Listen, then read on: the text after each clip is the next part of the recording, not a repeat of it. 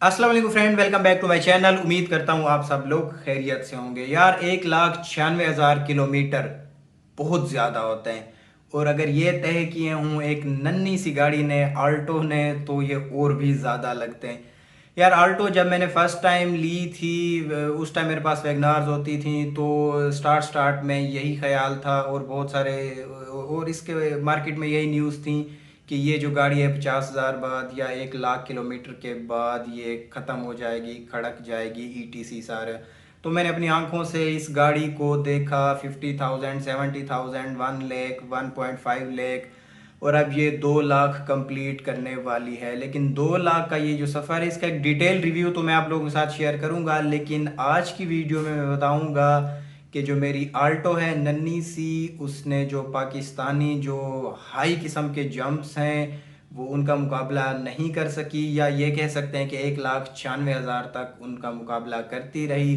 उसके बाद उसकी जो स्टेयरिंग असम्बली है वो जवाब दे गई है। तो इस पे मज़ीद डिटेल शेयर करने से पहले मैं थोड़ा सा आप लोगों को जो स्टेयरिंग असम्बली की वर्किंग है वो दिखा देता हूँ। वो कुछ ऐसे है। स्टेयरिंग असम्बली की जो सिंपलेस्ट फॉर्म है वो कुछ ऐसे है, और इसमें जो सबसे इम्पोर्टेंट पार्ट है ग्रीन कलर में आप लोगों को नज़र आ रहा होगा, वो है ये रैक, और जिसे जो आम खिरादिया है वो कंघी कहकर बुलाता है। ये स्ट्रेट लाइन में मोशन करता है और इसके साथ कनेक्टेड होता है ये गियर नुमा, और ये इसके जो दांत होते हैं वो उसके थ्रू ये रोटेशन करता है, स्ट्रेट स्ट्रेट मूव करता है। तो बाकी आर्म के साथ व्हील्स पे जो आर्म लगे होते हैं उनके साथ कनेक्टेड होता है, और ये इन रॉड्स की मदद से, टाई रॉड्स जिन्हें कहते हैं, कनेक्टेड होता है।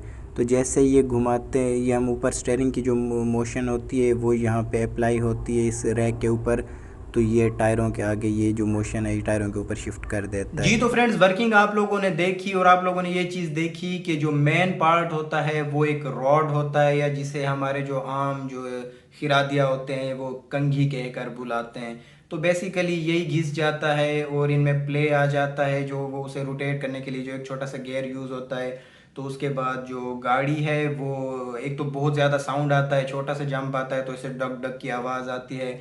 उसके बाद स्टेबिलिटी में इश्यू होता है, गाड़ी अपने आप को कभी लेफ़्ट कभी राइट खींच रही होती है।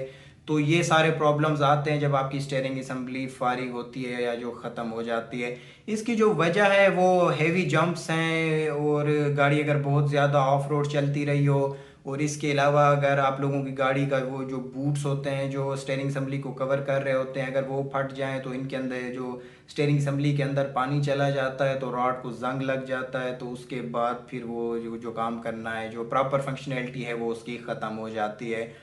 तो हम कह सकते हैं कि गाड़ी जितना ऑफ रोड कम चलेगी उतना ये ड्यूरेबल रहेगी स्टीयरिंग असम्बली। ये एक नॉर्मल से मैं कहूँगा ये जल्दी डिप्रिशिएट हुई है। अगर नॉर्मल गाड़ी होती तो ये अभी तकरीबन 3 लाख तक जाके स्टीयरिंग असम्बली मांगती गाड़ी, लेकिन ये 1,96,000 पे गाड़ी ने मांग ली। उसकी जो रीज़न है, मेरी गाड़ी सेल्फ पे चलती रही, ये कमर्शियल गाड़ी के तौर पर चली है, तो ऊंच नीच इसने अपनी ज़िंदगी में देखे हैं, तो इस वजह से इसकी जो स्टीयरिंग असम्बली है वो जल्दी ख़त्म हो गई है।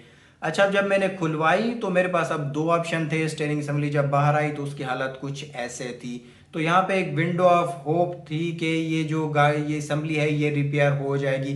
अच्छा, यहाँ पे ये जो मेनली जो चीज़ देखी जाती है, अगर रस्टिंग हो जो रॉड होता है या कंघी उसके ऊपर, तो ये फिर रिपेयर नहीं हो सकती। तो ओवरऑल उसकी हालत देख के जो मैकेनिक होते हैं या जो खिरादिया होता है तो वो अंदाज़ा लगा लेता है कि ये रिपेयर होगी या आप लोगों को न्यू डलवानी पड़ेगी। तो यहाँ पे मेरे पास ऑप्शन था, क्योंकि मैं गाड़ी का एक और काम भी करा रहा था क्लच प्लेट का, उसकी मैं डिटेल वीडियो सेपरेट आप लोगों के साथ शेयर करूँगा। तो मैंने थोड़ा सा ये सोचा कि मेन जो काम है वो क्लच प्लेट का हो रहा है, तो इसे भी फ़िलहाल हम रिपेयर कर लेते हैं, क्योंकि फ़र्स्ट टाइम खुल रही थी। और चांस ये होता है कि एक बार स्टीयरिंग असम्बली रिपेयर हो जाती है, जब आप सेकेंड टाइम खुलवाते हैं जब उसमें मसला आता है तब वो रिपेयर नहीं होती। तो जो मैकेनिक थे उन्होंने कहा ये रिपेयर हो जाएगी, और मैं रिपेयर की तरफ गया, लेकिन मैंने कंसीडर ज़रूर की कि मैं अगर न्यू लूँ तो उसका एक्सपेंस वगैरह कितना होगा। तो यार सुजुकी वालों के पास जो स्टेयरिंग असम्बली आप लोगों को मिलेगी वो मिलेगी तकरीबन 40,000 के अराउंड, अबाउट 35 से 40,000। लेकिन यहाँ पे जो नॉर्म है ये एक अच्छी स्टेयरिंग असम्बली आप लोगों को मिल जाती है। काबली स्टेयरिंग असम्बली के नाम से मार्केट में चल रही होती हैं। मैंने पहले जितनी भी वैगनार रखी थी, वैगनार की जो स्टेयरिंग असम्बली है वो थोड़ा सा जल्दी फारिग हो जाती थी, तो मैंने जितनी भी पहले वैगनार रखी हैं तो मैं उनकी वही काबली स्टेयरिंग असम्बली ही इंस्टॉल कराता था, तो वो सही काम करती थी। तो इसकी जो प्राइस है इस टाइम मार्केट में, आल्टो की जो स्टेयरिंग असम्बली है काबली वो है 18,000 से लेकर 22,000 रुपये तक। तो इसमें फिर जो 18,000 जो मांग रहे होते हैं वो थोड़ी सी उसकी जो हालत है वो रफ़ होती है, उस पर दाग धब्बे होते हैं, उसमें शाइन कम होता है, डल होती है। जो 22,000 वाली थी जो मैंने देखी वो ऐसे बिल्कुल फ्रेश सी नज़र आ रही थी, तो फिर वो उस हिसाब से उनका रेट भी थोड़ा सा ज़्यादा होता है। क्योंकि मैंने स्टेयरिंग असम्बली रिपेयर कराई है और रिपेयर पे जो मेरा टोटल खर्चा आया है वो जो खिरादिया ने लिया वो सिर्फ और सिर्फ लिया उसने 1,500 रुपये। 1,500 रुपये में उसने जो मेरी स्टेयरिंग असम्बली है वो रिपेयर कर दी।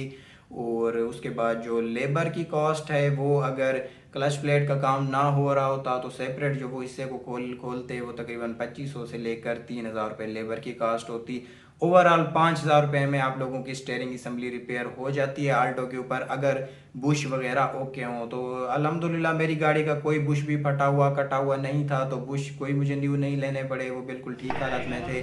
सिर्फ स्टेयरिंग असम्बली ही रिपेयर हुई फ्रंट सस्पेंशन में। तो बुश तो अब ठीक जो लग मेरी रहे गाड़ी है वो प्रॉपर काम कर रही है और जो प्ले वगैरह है वो बिल्कुल ख़त्म हो गया है, अब ओके है। तो 5-6 महीने, जाहिर सी बात है ये रिपेयर्ड है, 5-6 महीने चला के फिर मैं इसकी जो न्यू असम्बली है वो डलवा लूँगा काबली वाली।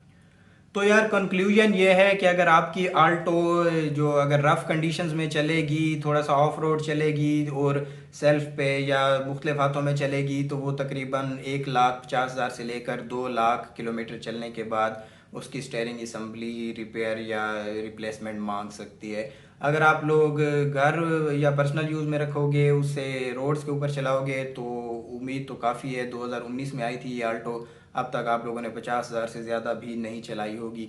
तब हो सकता है आप लोगों की जो स्टेयरिंग असम्बली है वो 2.5-3 लाख पर जाके आप लोगों को रिप्लेस या रिपेयर करानी पड़े। और बाकी इसमें एहतियात कोई ख़ास नहीं है, बस वो जब जब जंप्स आ जाते हैं तो वो आ जाते हैं, बस उसमें बंदा स्लो स्पीड से गुजार ले। बाकी पानी में आप लोग एहतियात कर सकते हैं, बारिश में ज़्यादा गाड़ी को ना निकालें।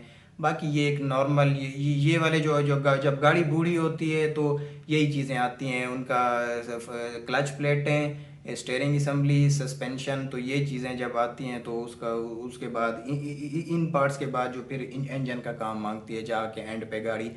और जो मुझे जैसे ही फील होगा, और मेरा जो माइंड है इस आल्टो को चलाने का वो है तकरीबन 4 लाख किलोमीटर चलाने का, उसके बाद इंशाल्लाह मैं इसे रिप्लेस कर दूंगा, चेंज कर दूंगा। तो मैं 4 लाख तक, और मुझे लगता है कि ये अपनी जो मैं मेरी इन्वेस्टमेंट थी ये उससे डबल से भी ज़्यादा मुझे अर्न करके दे चुकी होगी।